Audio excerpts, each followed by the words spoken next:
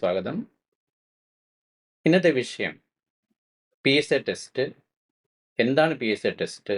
ഇതിൻ്റെ അഡ്വാൻറ്റേജസ് എന്താണ്? പിഴവുകൾ എന്താണ്? ഞാൻ doctor Andrews, professor of medicine, consultant neurologist. PSA test സർവ്വസാധാരണമായ ഒരു ടെസ്റ്റാണ്. ഇതെന്താണെന്ന് അറിയുന്നതിന് മുമ്പ് എന്താണ് പ്രോസ്റ്റേറ്റ് എന്ന് നോക്കാം. ഇത് പുരുഷന്മാരിൽ കാണുന്ന മൂത്രാശയത്തിന് താഴെ മൂത്രനാളിക്ക് ചുറ്റുമായി കാണുന്ന ചെറിയ ഒരു ഗ്രന്ഥിയാണ്. ഈ കാണുന്നതാണ് വയറിലെ നമ്മുടെ മൂത്രാശയം. ഇവിടുന്ന് ഇതാണ് മൂത്രനാളി വഴി മൂത്രം പുറത്തേക്ക് പോകുന്ന കുഴൽ. അപ്പം ഈ മൂത്രനാളിയെ ചുറ്റി കാണുന്ന ഒരു ഗ്രന്ഥിയാണ് പ്രോസ്റ്റേറ്റ്. ഇതാണ് നമ്മുടെ വയറിൻ്റെ അടിഭാഗത്ത് മൂത്രാശയം, ഇതിന് താഴെയായി കാണുന്ന ഗ്രന്ഥിയാണ്. 1990കളിലാണ് ഈ പ്രോസ്റ്റേറ്റ് സംബന്ധമായ അസുഖങ്ങൾക്ക് PSA എന്ന ടെസ്റ്റ് ചെയ്യാമെന്നും ഇതിൻ്റെ അളവ് പ്രോസ്റ്റേറ്റ് ക്യാൻസറിൽ, അതായത് പ്രോസ്റ്റേറ്റിനുണ്ടാകുന്ന വളർച്ചയിൽ ഇത് കൂടുതലാണെന്ന് കണ്ടെത്തിയത്. അതിനുശേഷമാണ് ഈ ടെസ്റ്റ് വളരെ സാധാരണമായത്. ഈ കാണുന്നതാണ് പറയുന്ന പ്രോസ്റ്റേറ്റ്. ഈ പ്രോസ്റ്റേറ്റിലുണ്ടാകുന്ന ക്യാൻസറസ് ഗ്രോത്ത്, ഇതാണ് നമ്മൾ ഈ കാണുന്നതാണ് പ്രോസ്റ്റാറ്റിക് ക്യാൻസർ. ഇത് നേരത്തെ പറഞ്ഞ മൂത്രനാളിയെ ചുറ്റി ആണ് ഈ പ്രോസ്റ്റേറ്റ് ഗ്രന്ഥിയിരിക്കുന്നത്. പുരുഷന്മാരിൽ ശുക്ലത്തിലെ സ്പേംസിൻ്റെ അല്ലെങ്കിൽ ബീജത്തിൻ്റെ വളർച്ചയ്ക്കും അതിൻ്റെ പ്രവർത്തനത്തിനും ആവശ്യമായിട്ടുള്ള ഒരു ഗ്രന്ഥിയാണ് ഈ പ്രോസ്റ്റേറ്റ് ഗ്രന്ഥി. അപ്പോൾ പ്രോസ്റ്റേറ്റ് പ്രായമാകുമ്പോൾ ഇത് വലുതാകും. ഈ പ്രോസ്റ്റേറ്റ് ഗ്രന്ഥിയിൽ നിന്നും ഉണ്ടാക്കുന്ന ഒരു പ്രോട്ടീനാണ് ഈ PSA. PSA എന്ന് പറഞ്ഞാൽ പ്രോസ്റ്റേറ്റ് സ്പെസിഫിക് ആൻറ്റിജൻ. ഇതിൻ്റെ ഒരു ചെറിയ അളവ് രക്തത്തിലെ എല്ലാ വ്യക്തികളിലും കാണും. അപ്പോൾ ഇതാണ് നമ്മൾ PSA ടെസ്റ്റിലൂടെ കണ്ടെത്തുന്നത്. അപ്പോൾ എത്രയാണ് PSAയുടെ നോർമലായിട്ടുള്ള വാല്യൂ? നമ്മൾ സാധാരണ പറയുന്നത് 4 നാനോഗ്രാമിൽ താഴെയാണെങ്കിൽ ഇത് സാധാരണമാണ്, നോർമലാണ്. പക്ഷെ നമ്മൾ അറിഞ്ഞിരിക്കേണ്ടത് ഇതൊരു കൃത്യമായ കട്ട് ഓഫ് വാല്യൂ അല്ല. പ്രായമനുസരിച്ച് ഇതിൻ്റെ വാല്യൂ കൂടുതലായിരിക്കും. ഒരു 70 വയസ്സ് കഴിഞ്ഞാൽ 6.5 വരെ നോർമലാണ്. അതുപോലെ തന്നെ ഈ PSA 4 താഴെ ആയതുകൊണ്ട് ഇത് നോർമലാവൊന്നും വരുന്നില്ല. പല അസുഖങ്ങളുള്ള ആൾക്കാർക്കും, ഏതാണ്ട് 15% പ്രോസ്റ്റേറ്റ് ക്യാൻസർ ഉള്ള ആൾക്കാർക്കും PSA 4 താഴെയാകാം. ഇതാണ് നമ്മൾ അറിഞ്ഞിരിക്കേണ്ടത്. അപ്പം പ്രോസ്റ്റേറ്റിൻ്റെ അസുഖത്തിന് വേണ്ടി ഉപയോഗിക്കുന്ന ഈ PSA ടെസ്റ്റ് ക്യാൻസറിൽ മാത്രമല്ല കാണുന്നത്. അതാണ് അറിഞ്ഞിരിക്കേണ്ട ഏറ്റവും പ്രധാനപ്പെട്ട കാര്യം. അപ്പോൾ PSA ടെസ്റ്റ് ചെയ്യുമ്പോൾ ഇത് കൂടുതലാണെങ്കിൽ പ്രോസ്റ്റേറ്റ് ക്യാൻസറിലുണ്ടാകാം. പിന്നെ പ്രായമാകുമ്പോൾ പ്രത്യേകിച്ച് മധ്യവയസ്കരിൽ കാണുന്ന ബിനൈൻ പ്രോസ്റ്റാറ്റിക് ഹൈപ്പർട്രോഫി, നമ്മൾ BPH എന്ന് പറയും, ഇതിൽ വലുതാകാം. പ്രോസ്റ്റേറ്റിൻ്റെ വീക്കം, അണുബാധ ഉണ്ടാകുമ്പോൾ ഈ PSA കൂടുതലായിരിക്കും. അമിതമായ എക്സസൈസ്, പ്രത്യേകിച്ച് സൈക്ലിംഗ് പോലെയുള്ള എക്സസൈസിൽ ഏർപ്പെട്ടാലും ഇത് കൂടുതലാകാം. പിന്നെ മലദ്വാരത്തിനുള്ള ചില പരിശോധനകളുടെ ഭാഗമായിട്ട് ചെയ്തു കഴിഞ്ഞാൽ അതിനുശേഷം PSA ഹൈ ആകാം. ലൈംഗിക ബന്ധത്തിന് ശേഷം ടെസ്റ്റ് ചെയ്ത് കഴിഞ്ഞാൽ ഈ PSA കൂടുതലാകാം. അപ്പോൾ അറിഞ്ഞിരിക്കേണ്ട ഏറ്റവും പ്രധാനപ്പെട്ട കാര്യം PSA കൂടുതലാണ് എന്നുള്ളത് ഒരിക്കലും ക്യാൻസറിൻ്റെ മാത്രം ലക്ഷണമല്ല, മറ്റു പല കാരണങ്ങളാലും ഉണ്ടാകും. 2, PSA നോർമൽ ആയതുകൊണ്ട് ഇത് ക്യാൻസർ അല്ല എന്നും വരുന്നില്ല. ഇത് രണ്ടും നമ്മൾ അറിഞ്ഞിരിക്കേണ്ട കാര്യമാണ്. ഇത് മനസ്സിലായെന്ന് വിചാരിക്കുന്നു. ഇനി എപ്പോഴൊക്കെയാണ് PSA ടെസ്റ്റ് ചെയ്യുക? പ്രധാനമായിട്ടും 3 കാര്യങ്ങളിലാണ്. ഒന്ന്, ലക്ഷണങ്ങളൊന്നും ഇല്ലാത്തവർക്ക് ഒരു സ്ക്രീനിങ് ടെസ്റ്റായിട്ട്, പ്രത്യേകിച്ച് പ്രോസ്റ്റേറ്റിന് ക്യാൻസർ ഉണ്ടാകാൻ സാധ്യതയുള്ള വ്യക്തികളിൽ ഇതൊരു സ്ക്രീനിങ് ടെസ്റ്റായിട്ട്, അത് നമ്മൾ പറയും ഹൈ റിസ്ക് ഗ്രൂപ്പ് എന്ന് പറയും. അതായത് വീട്ടിലൊരാൾക്ക് പ്രോസ്റ്റേറ്റ് ക്യാൻസർ ഉണ്ടെങ്കിൽ ഒരു 40-50 വയസ്സിന് ശേഷം ഈ ടെസ്റ്റ് ചെയ്ത് നോക്കാറുണ്ട്. അതിനാണ് നമ്മൾ സ്ക്രീനിങ് ടെസ്റ്റ് എന്ന് ഉദ്ദേശിക്കുക.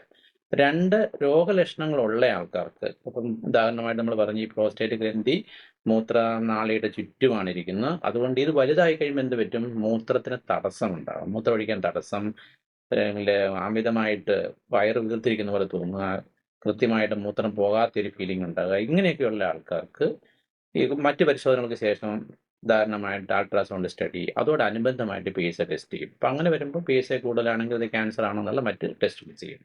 3ാമത്തെ പ്രധാന കാര്യം, ഒരു പ്രോസ്റ്റേറ്റ് ക്യാൻസർ ഉള്ള ആൾക്കാർക്ക് ചികിത്സയ്ക്ക് ശേഷം, ഉദാഹരണമായിട്ട് പ്രോസ്റ്റേറ്റ് എടുത്ത് മാറ്റി, അതിനാണ് നമ്മൾ പ്രോസ്റ്റെക്ടക്ടമി എന്ന് പറയും, അല്ലെങ്കിൽ റേഡിയോതെറാപ്പി കൊടുത്തു, മറ്റ് ചികിത്സകൾക്ക് ശേഷം ഈ PSA ടെസ്റ്റ് ചെയ്ത് കഴിഞ്ഞാൽ ഈ രോഗം പൂർണ്ണമായിട്ടും മാറാതെ വീണ്ടും വലുതായി വരുന്നുണ്ടോ അല്ലെങ്കിൽ വളർച്ച ഉണ്ടാകുന്നുണ്ടോ എന്ന് കണ്ടെത്താൻ പറ്റും. ഇങ്ങനെ 3 കാര്യങ്ങൾക്കാണ് ഈ പ്രോസ്റ്റേറ്റിൻ്റെ PSA ടെസ്റ്റ് നമ്മൾ ഉദ്ദേശിക്കുന്നത്. ഇനി എന്താണ് PSA ടെസ്റ്റിൻ്റെ പ്രധാന പ്രയോജനം? ഏറ്റവും പ്രധാന പ്രയോജനം ഏർലി ഡിറ്റക്ഷൻ, ആദ്യകാല കണ്ടെത്തൽ. പിന്നെ ഈ പരിശോധന വളരെ സുലഭമായിട്ട് എവിടെയും ലഭ്യമാണ്. വളരെ സിമ്പിളായിട്ടുള്ള ടെസ്റ്റാണ്. അതുകൊണ്ട് ഇത് ടെസ്റ്റ് ചെയ്ത് നോക്കുന്നത് കുഴപ്പമില്ല.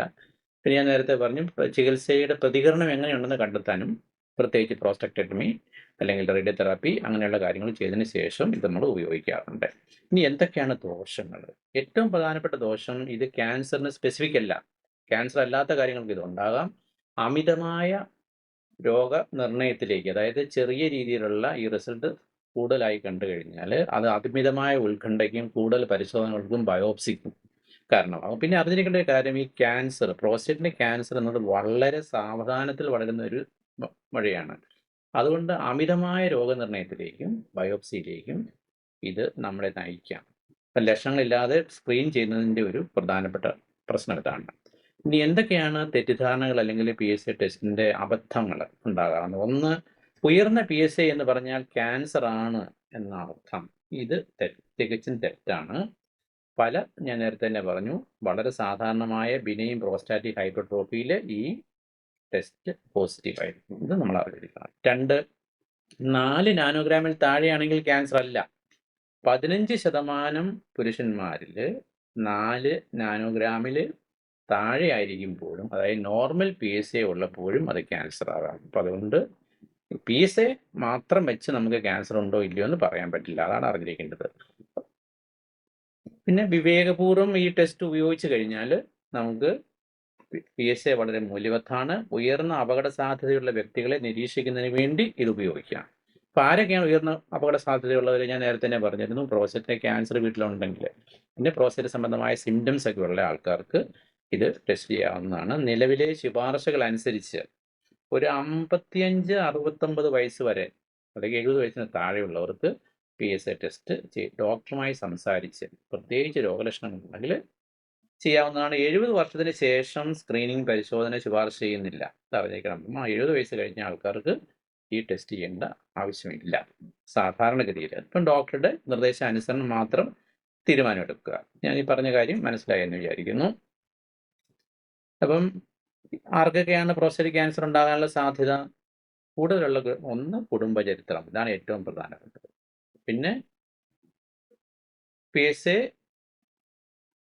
രോഗലക്ഷണങ്ങളുള്ള വ്യക്തികൾക്ക് ടെസ്റ്റ് ചെയ്ത് നോക്കാം.